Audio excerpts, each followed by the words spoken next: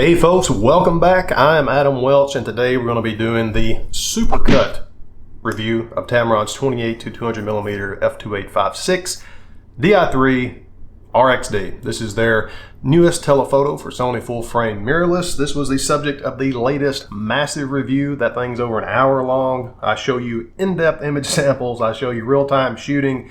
Everything that you can expect from the lens is covered in that. There's also a table of contents, so you can skip around in the review if you don't want to watch the whole thing. So check that out if you want a super duper in-depth review of the Tamron 28 to 200. That being said, I know not everybody wants to watch those things, so I do these little condensed, short and sweet SUPERCUT reviews of those larger reviews to where I'll just tell you the specs, my experience, and my thoughts on the lens, plus the finished image samples. So let's get to it. Just looking at Tamron's website here, this is of course again the 28 to 200mm f2.8 f5.6 Di3 RXD, model number A071. This little lens has 18 elements in 14 groups. It's incredibly small for what it is and the telephoto power that it packs in. It is a mere 4.6 inches long. That's 117 millimeters, and that puts it at exactly the same length as Tamron's mid-range telephoto for Sony, that 28 to 75 millimeter f2.8 that I tested a while back. The weight on this, equally manageable, 575 grams, 20.3 ounces. Very lightweight lens for a telephoto that can dip down to the f2.8 aperture range. Something worth mentioning here that's a difference over some of Tamron's other lenses for Sony. This 28 to 200mm has only 7 aperture blades. The rest of them, as far as I know, have 9. That may be an issue for you if you do a lot of portraits with this lens as far as bulk is concerned. Personally, I don't think 2 aperture blades are going to make that much of a difference, but at least you know. Just like all of Tamron's newest lenses, this has the excellent weather sealing. You can see the rubber gasket around the lens bayonet. Zoom lock button, which this lens thankfully has, so that's going to prevent any kind of drift if you're carrying it nose down for a while around your neck or on your shoulder.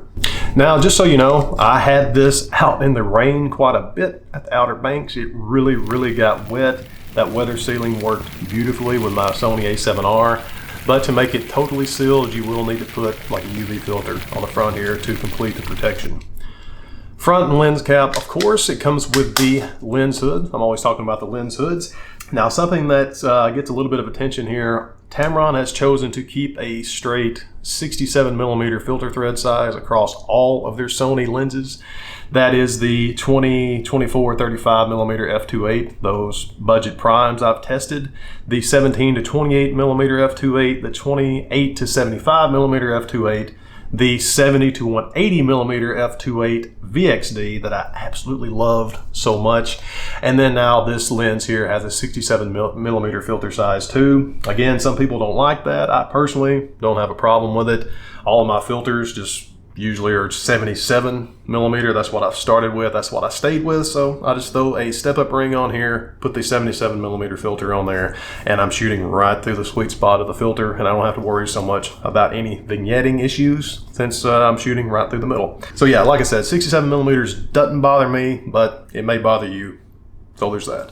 Now, I mentioned in that last massive review how I more or less changed my own mind about this lens from when I started shooting it. Until I really looked at the images really close on the computer, I was worried about vignetting. I thought I saw a little bit of distortion, especially at the longer telephoto end, around the 200mm range. I thought I saw some barrel distortion in there.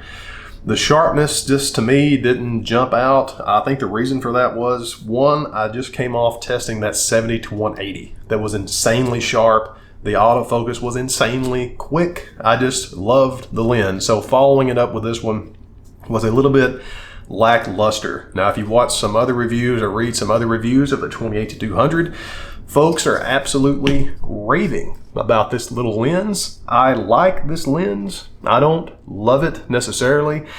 It is an all-in-one, so you have a wide focal length range from the virtually wide angle 28mm to the telephoto 200, so it fits in a lot of situations.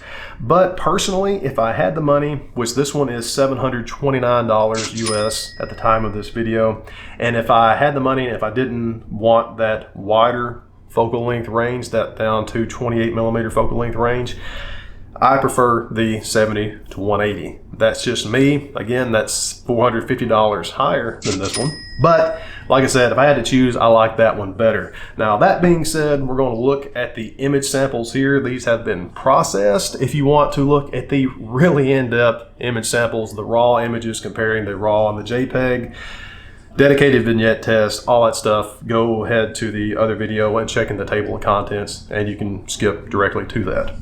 All right, guys, this has been the Supercut review of Tamron's 28 to 200 millimeter f2.8 f5.6, an excellent option if you're the type of person who wants to keep one lens and one lens only. I don't think you're going to be disappointed with this. It has very passable sharpness, very passable contrast, excellent color right out of the camera on the raw files. Autofocus is excellent. It's not as fast as that VXD autofocus, but the RXD comes in all of Tamron's other Sony lenses, and I haven't had a trouble out of it yet. So I'm going to leave you with these image samples, guys. Thanks a lot for being here. If you have any more questions or comments about the Tamron 28 to 200, you know where to put those. So until next time, guys, I'm Adam Welch.